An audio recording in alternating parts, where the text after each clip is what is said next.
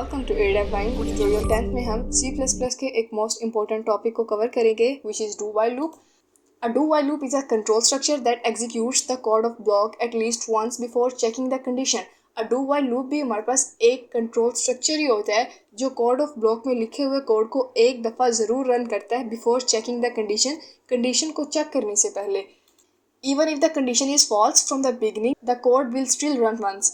अगर हमारे पास condition false भी होती है तब भी वो कोड एक दफ़ा ज़रूर रन होता है क्योंकि वो डू के अंदर लिखा होता है. सबसे पहले वो डू यानी करता है और उसके बाद वाइल में लिखी हुई कंडीशन को चेक करता है.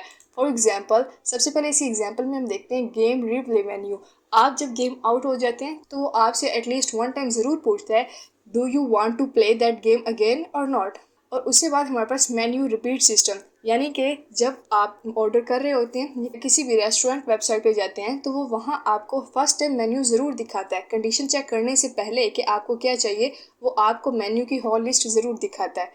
अब हम इसका बेसिक सिंटैक्स देख लेते हैं. सबसे पहले हम डू लिखते हैं और डू के अंदर कोड लिखते हैं जो हमें रन करना होता है और वो हमारे पास कोड पहले रन होता है बिफोर चेकिंग द कंडीशन और हमारे पास कंडीशन बाद में चेक होती है. ये वाइल है और वाइल के अंदर पैरेंथेसिस में हमारे पास कंडीशन डू के बाद चेक होती है. जैसे इसकी एग्जांपल में देखें, सबसे पहले यहाँ पर एक इंटीजर आई नाम का वेरिएबल है. उसके बाद हमने डू के अंदर आई को प्रिंट करवा दिया है और उसको इंक्रीमेंट करने के बाद वाइल में चेक करेगा उस कंडीशन को कि क्या कंडीशन ट्रू थी या नहीं थी. अगर यहाँ पर फॉल्स भी होता है, लेट्स सपोज कि आप यहाँ पर 1 की जगह 6 कर देते हैं, सो पहले हमारे पास 6 प्रिंट हो जाएगा और प्रिंट होने के बाद हमारे पास कंडीशन चेक होती है क्या 6 लेस देन इक्वल है 5 से या नहीं है. So absolutely 6 is less than and not equal to 5, लेकिन वो प्रिंट हो चुका होता है. सो डू के अंदर हमारे पास एक दफ़ा कोड ज़रूर प्रिंट होता है चाहे कंडीशन ट्रू भी हो या कंडीशन फॉल्स भी हो. जैसे अब ये हमारे पास इनिशियलाइजेशन था, उसके बाद ये हमारे पास डू के अंदर लिखा हुआ कोड हमारे पास जो है वो यहाँ पर अपडेट करता है और उसके बाद ये हमारे पास सबसे लास्ट पे कंडीशन चेक होती है. सो ये थी हमारे पास टेस्ट कंडीशन. अब हम इसको फ्लो चार्ट की हेल्प से समझते हैं.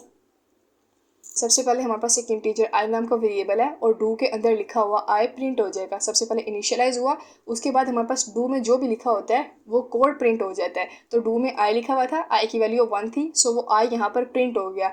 उस कोड के लिखने के बाद हमारे पास फिर कंडीशन चेक होती है. अब देखेगा क्या हमारे पास 1 लेस देन इक्वल टू 5 है. सो एब्सोल्युटली अगर वो कंडीशन ट्रू होती है तो उसको वापस कोड पर भेज देता है और अगर वो कंडीशन फॉल्स हो जाती है तो उसको यहाँ पर एंड कर देता है. अब हम इसका प्रैक्टिकल करने के लिए अपने विजुअल स्टूडियो कोड पर चलते हैं. सबसे पहले यहाँ पर हम एक अनडिफाइंड वेरिएबल बना लेते हैं कैरेक्टर और यहाँ पर लिखते हैं प्ले अगेन और उसके बाद हम यहाँ पर एक डू बनाते हैं और यहाँ पर लिखते हैं सबसे पहले प्रिंट होना चाहिए सी आउट में गेम इज़ स्टार्टिंग.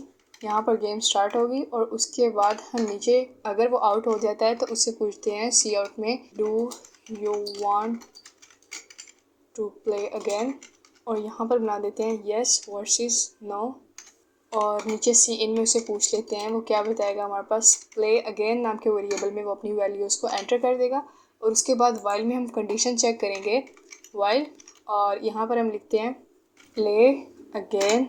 अगर इक्वल आ जाता है वाई के तो अगेन हमारे पास डू प्रिंट होगा, लेकिन अगर वाई के इक्वल नहीं आता तो यहाँ पर प्रिंट होगा सी आउट में थैंक्स फॉर प्लेइंग. क्योंकि अब यूज़र गेम को एग्जिट करना चाहता है सो हम उसको लास्ट पे ये मैसेज शो करवा देते हैं थैंक्स फॉर प्लेइंग.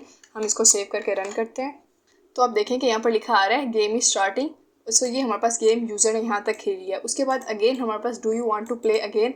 अगर यहाँ पर हम कह देते हैं येस सो यहाँ पर हमारे पास अगेन गेम स्टार्ट हो गई है. जब लास्ट पे वो ख़त्म हो जाती है फिर वो अगेन पूछना चाहता है. अगर अब हम यहाँ पर कहते हैं नो सो अब वो हमारे पास कहेगा जस्ट थैंक्स फॉर प्लेइंग क्योंकि अब हम गेम एग्जिट करना चाहते हैं. सो ये थी हमारे पास एक रियल लाइफ एग्जांपल जिसमें हमने ये समझा कि डू एक दफ़ा ज़रूर प्रिंट होता है और उसके बाद कंडीशन चेक होती है.